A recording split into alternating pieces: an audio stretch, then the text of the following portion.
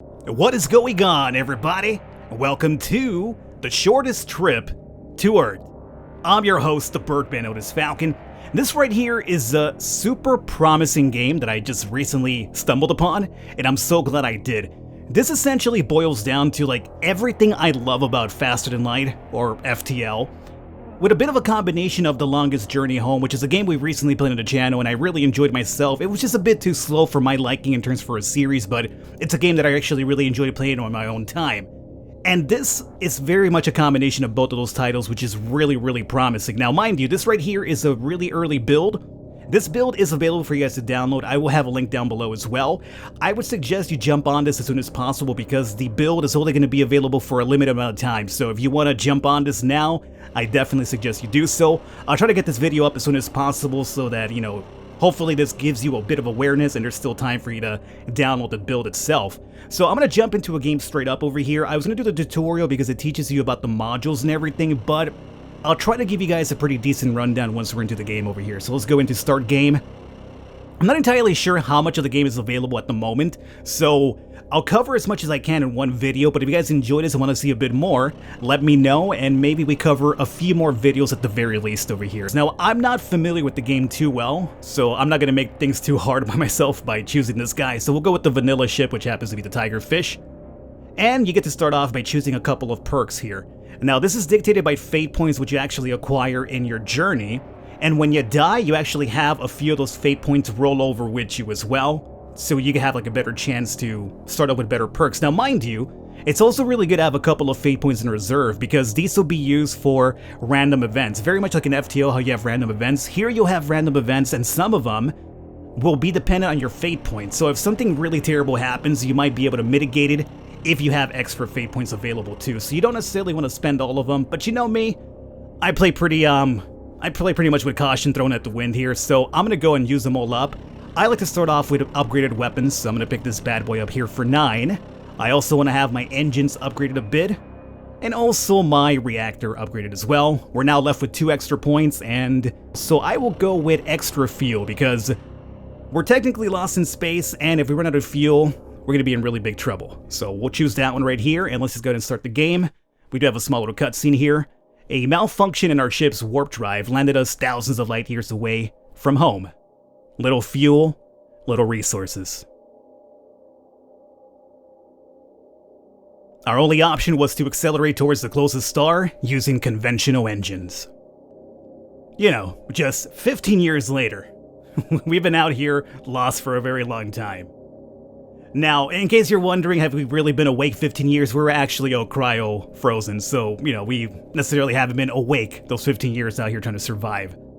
Captain, I've defreezed our entire crew. I've assigned all of them to operate different ship modules. You might want to review this later. And here is the main bread and butter of the game. Let me slow it down here because everything's running in real time, so our people will be eating, we'll be having fuel being used up because we have our ship powered up. Basically, the more modules you have equipped, the higher energy production, the more fuel you'll burn through, which is kind of a bad thing. So you might want to limit that to some degree, and also your people, you have to feed them in order to keep them awake. If you don't have enough food, you can actually go ahead and cryo-sleep them again, or put them back to sleep as well. Just put them into deep freeze, so it's really cool. It's very awesome little survival mechanics in here as well. But again, very similar to FTL, which is so cool to me. So, everybody also has their own skills. So for instance, here we have Hippolito Goings, that's a great name, and it'll tell you what they are all about up here. So I think this one is about speed, his movement speed. This will be his repair skill, and this will be how good he is at operating certain modules. So let's go into the map if we can. And we have at least 2 places we could actually check out based on our long-range scanner here at the moment. So here we have the Ni-X planet, which we'll go to right now. It's going to cost us 2 fuel to jump over there, but that's perfectly fine. We're looking for a sign of life, maybe some really cool events, and a couple of more resources would be nice as well. Mothership AI. I've completed calculating the shortest route back to Earth. The journey goes through 10 sectors of uncharted space. This means you need to find fuel and other resources along the way to stay alive. If possible, explore every star system to maximize your survival chances. So here, unlike FTL, you're not being chased, but you're actually being chased by time, because the more time you spend somewhere, the more your resources are being, withered away. So here we have our very first event, the Nye X planet. Strong electromagnetic interference prevents us from scanning the planet's surface from orbit. We cannot see what's down there without entering the atmosphere. It's kind of risky, right? We have electromagnetic interference, but you know what? You gotta live a little bit, so let's explore the planet out. Actually, it looks very pleasant. It looks very pleasant. Incredibly, there is only a single organism on this planet. It is a strikingly beautiful giant tree that survives the desolate conditions by somehow drawing extra nutrients from the seam of minerals under it. It is a patch of nanochronium, a valuable metal we could use in our ship. What should we do here? So, we could go ahead and research and replant a tree. It'll cost us 25 fuel, which we have 289 at the moment. We could also go ahead and research and harvest a tree as organics, which might give us a couple more food. Or we could research only and leave this planet untouched. I like the idea of replanting this tree, right? So let's go ahead and use up 25 fuel for this. Hopefully our gamble pays off. If it doesn't, then we've learned. And I'm pretty sure like FTL, everything's random too. Sometimes it'll be good, sometimes it'll work against you as well. Our engineers constructed a huge device to dig out and replant the whole tree along with its major roots. We could not guarantee the tree surviving without access to nanochromium deposits, so we left some under its roots. A sample with research value was obtained from the tree. So we used up 25, but we got 115 metals, we got 50 Xeno data, which I believe works as credits in the game for actually healing your ship and buying other stuff down the line. And we also have 1 extra fate point. Perfect. Now, as you can see right now, we do have an excess amount of steel. If we have more of a product that we actually carry, we cannot move. So we actually, unfortunately, have to dump off the steel.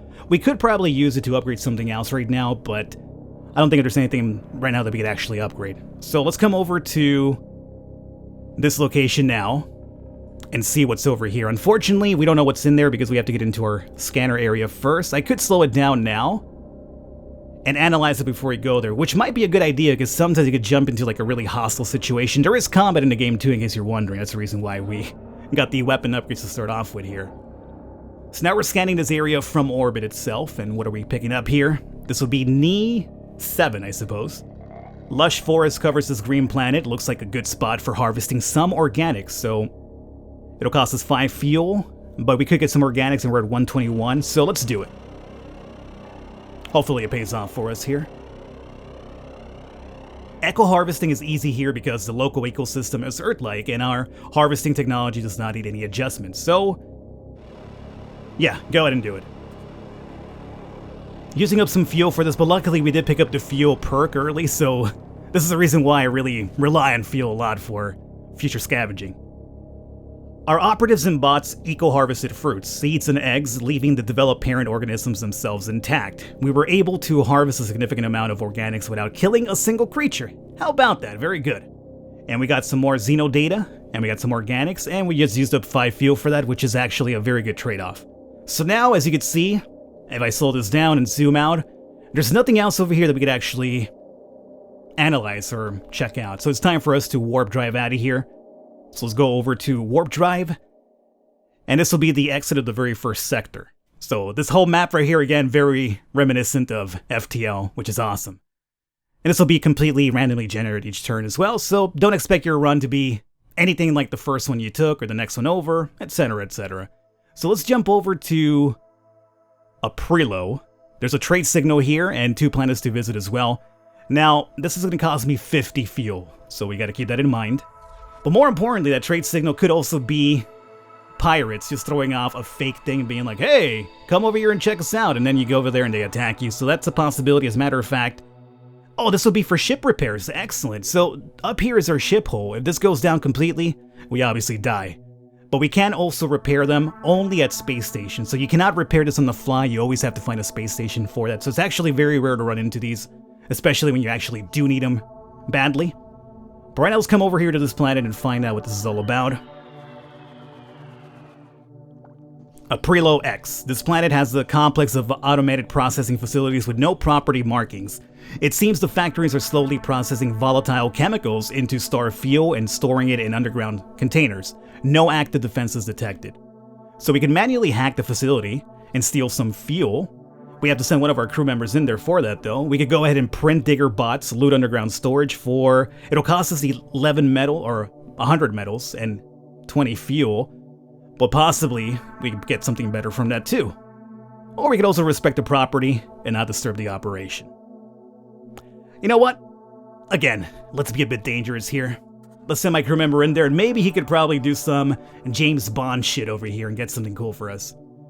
Our hacker was able to disable the security system of the facility. We then proceeded to empty the underground fuel tanks. We decided to leave the facilities themselves intact so others could use them in the future. And we got 215 fuel for that. Oh, that is so good. So good. Now, we don't need any ship repairs, but I'm kind of curious to see if they actually sell something that we could probably use here, so let me check this out. I'll be honest with you, I've never come to a space station before. I've played this game for maybe 15-20 minutes before, so a lot of this is actually new to me as I'm playing here too. Trade stations are a good place to sell resources for cash, xenodata. Some stations also sell ship repair services, modules, and crew. Not running out of fuel should always be your priority. If you need extra xenodata to buy something, consider scrapping less useful modules and selling the gained resources. Okay, so let me X out of this here. Now our ship right now is completely healed up, so we don't have to worry too much about that. So no repairs, resources, we could buy some fuel. They apparently have 100 fuel in storage, and it's going to cost me 2 xenodata per unit, and we have 285. So technically right now I could just use up everything to fill myself up, and I'd be left over with 85 xenodata. You know what? I don't think it's a bad idea at all. We could also buy explosives for missiles, which are actually very useful, but let me buy the fuel. I think the fuel's actually very important for us to continue with our journey, and plus we already have the upgraded weapons in case we have to get into combat, so let me buy the fuel.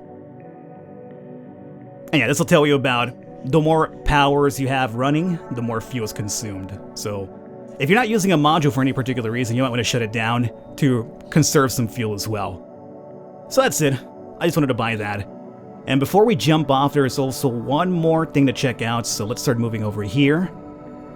And as I mentioned, it's actually very important to sometimes play slowly because everything's running in real time. So what do we have here? Okay. A preload 1, apparently. This gas... Oh, it's a gas giant, so we might actually even get more fuel from here, too. This gas giant has a large volume of harvestable fuel elements in the atmosphere. Atmospheric conditions are safe for orbital mining. Let's do it. Warning. Access to this planet is restricted to Gal Prospect Incorporated only. Failure to respect property borders results in attack by orbital defenses. Intriguing.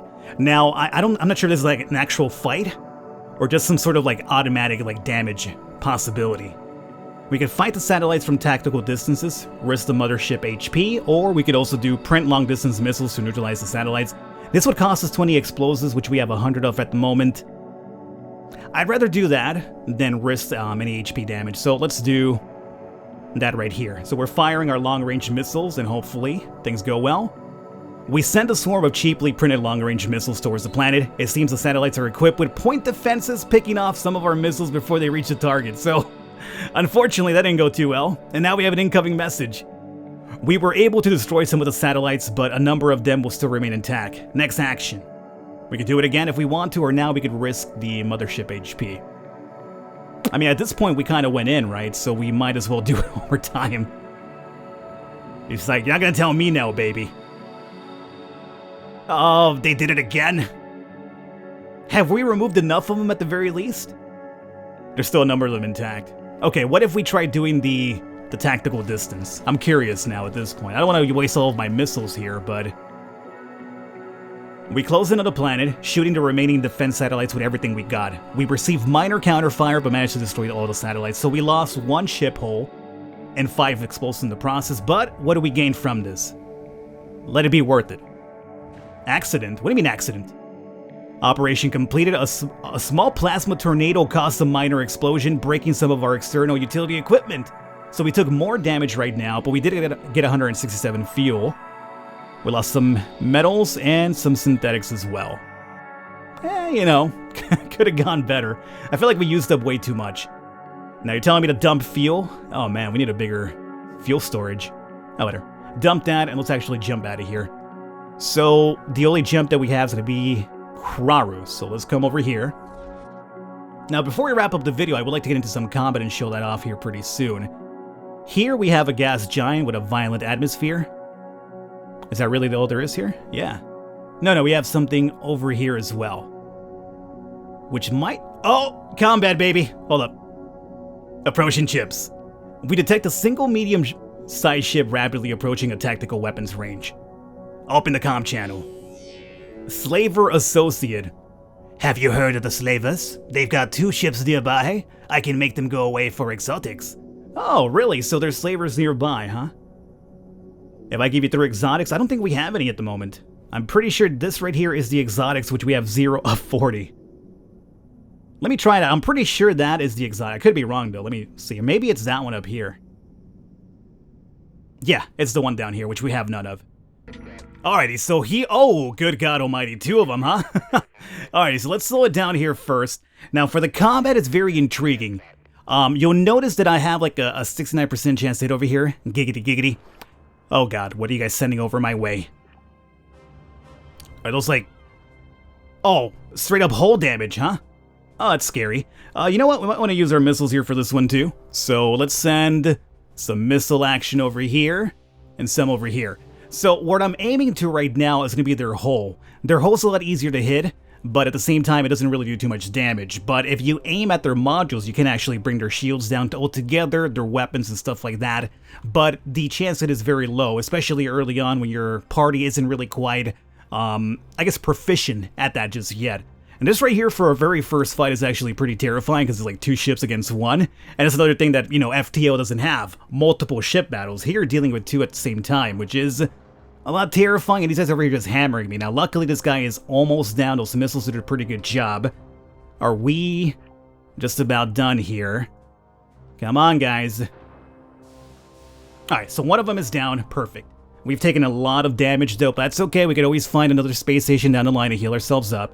So let's move our weapons up to here, and you know what? Let's also send a couple of missiles here, because this is not an easy fight at all. No, missiles, what are you going there for? Oh, I changed them too late. Alright, so all of our attention over here now. Gotta bring everything down. Oh boy. Oh boy, these guys have some really terrible attacks, don't they? Missile. Oh, good. Just like to see just missiles flying overboard, not even hitting their target. Gotta bring those shields down. We could escape if we want to, but you know what? I don't want to escape from my very first fight. But those shields keep going up. Oh, we're out of missiles now, too. That's a problem. It's a huge problem. We're not even bringing those shields down at the moment. Okay. Guys, like for real right now, we gotta... I don't want to run away. Don't make me run. You gotta stop missing too, buddies.